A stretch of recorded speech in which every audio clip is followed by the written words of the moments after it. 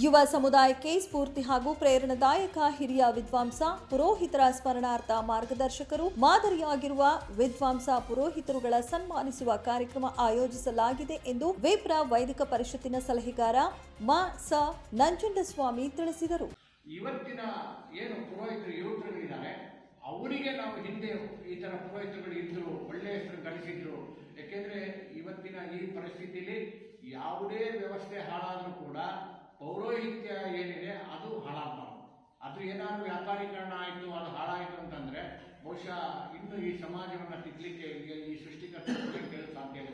ಹಾಗಾಗಿ ಹಿಂದೆ ಯಾರ್ಯಾರು ಒಳ್ಳೆ ರೀತಿಯಲ್ಲಿ ಪೌರೋಹಿತ್ಯವನ್ನು ಮಾಡ್ತಾ ಇದ್ರು, ಸಮಾಜಕ್ಕೆ ಮಾರ್ಗದರ್ಶನ ಮಾಡ್ತಾ ಇದ್ರು, ಅವರು ಒಂದು ಹೋದಂಥ ಮಾರ್ಗದರ್ಶನದಲ್ಲಿ ಆ ದಾರಿಯಲ್ಲಿ ಈಗಿನ ಪುರೋಹಿತರುಗಳು ಕೂಡ ನಡೀಬೇಕು ಅನ್ನುವಂಥ ದೃಷ್ಟಿಯಿಂದ ಅವರೆಲ್ಲರನ್ನು ಕೂಡ ಸ್ಮರಣೆ ಮಾಡಿಕೊಳ್ಳುವ ದೃಷ್ಟಿಯಿಂದ 13ನೇ ತಾರೀಕು ಶ್ರೀ ಶೃಂಗೇರಿ ಶಂಕರ ಮಠ ಹಾಗೂ ವೈದಿಕ ಪರಿಷತ್ತು ಮತ್ತು ಜೋಶಿ ಫೌಂಡೇಶನ್ ಆಶ್ರಯದಲ್ಲಿ ಒಂದು ಬೆಳಗ್ಗೆಯಿಂದ ಕಾರ್ಯಕ್ರಮಗಳು ನಡೆಯುತ್ತೆ.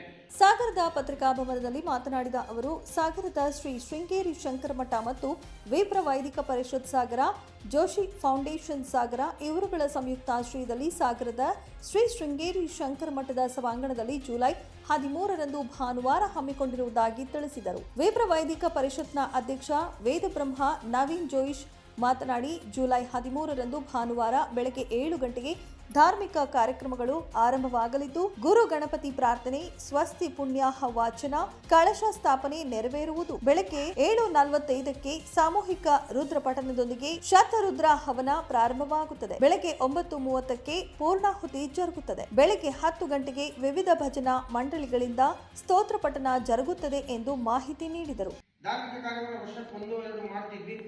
ಸನ್ಮಾನ ಕಾರ್ಯಕ್ರಮ, ಗೌರವ ಕಾರ್ಯಕ್ರಮ ಮಾಡ್ತಾ ಇದ್ವಿ. ಆದರೆ ವಿಶೇಷವಾಗಿ ಈ ಸತಿ ಒಂದು ವಿಭಿನ್ನವಾದಂಥ ಒಂದು ಗೌರವ ಕಾರ್ಯಕ್ರಮವನ್ನು ಮಾಡಬೇಕು ಅಂತ ಹೇಳಿ ಆ ವೈದಿಕ ಪರಿಷತ್ತನ್ನು ತೀರ್ಮಾನವನ್ನು ತಗೊಂಡು, ಸಾಗರದಲ್ಲಿ ಹಿಂದೆ ತುಂಬ ಜನ ಪುರೋಹಿತರು ಅಧ್ಯಯನ ಮಾಡಿ ಸಾಗರದ ಒಂದು ಪೌರೋಹಿತ್ಯವನ್ನು ಒಂದು ಉನ್ನತ ಸ್ಥಾನಕ್ಕೆ ತಗೊಂಡೋಗಿರ್ತಕ್ಕಂಥ ವೇದಬ್ರಹ್ಮಶ್ರೀಗಳು ಸುಮಾರು ಜನ ಇದ್ದರು. ಅವರ ಸ್ಮರಣಾರ್ಥ ಪ್ರಸ್ತುತ ಈಗಿನ ಪುರೋಹಿತರು ಯಾರು ಅಧ್ಯಯನ ಮಾಡಿದ್ದಾರೆ, ಮಂತ್ರವನ್ನು, ಉಪನಿಷತ್ತನ್ನು, ವೇದವನ್ನು, ಪ್ರವಚನವನ್ನು ಯಾರು ಈಗ ಕಟ್ಟುನಿಟ್ಟಾಗಿ ಅನುಷ್ಠಾನವನ್ನು ಮಾಡ್ಕೊಂತ ಬರ್ತಾ ಇದ್ದಾರೆ ಅವರಿಗೆ ಅವರ ಸ್ಮರಣಾರ್ಥವಾಗಿ ಒಂದು ಗೌರವ ಸಮರ್ಪಣೆಯನ್ನು ವಿಭಿನ್ನ ರೀತಿಯಲ್ಲಿ ಮಾಡಬೇಕು ಅಂತ ಹೇಳಿ ಶ್ರೀ ಶೃಂಗೇರಿ ಶಂಕರ ಮಠ ಸಾಗರ, ವಿಪ್ರ ವೈದಿಕ ಪರಿಷತ್ ಸಾಗರ, ಜೋಶಿ ಫೌಂಡೇಶನ್ ಸಾಗರ ಇದರ ಸಂಯುಕ್ತ ಆಶ್ರಯದಲ್ಲಿ 13ನೇ ತಾರೀಕು ಜುಲೈ 13 ಭಾನುವಾರ ಬೆಳಗ್ಗೆ 7 ಗಂಟೆಗೆ ರುದ್ರಹವನವನ್ನು ಪ್ರಾರಂಭ ಮಾಡ್ತಾ ಇದ್ದೀವಿ. ಜೊತೆಗೆ ಸಾಮೂಹಿಕ ರುದ್ರಪಠಣವು ಪ್ರಾರಂಭವಾಗ್ತದೆ.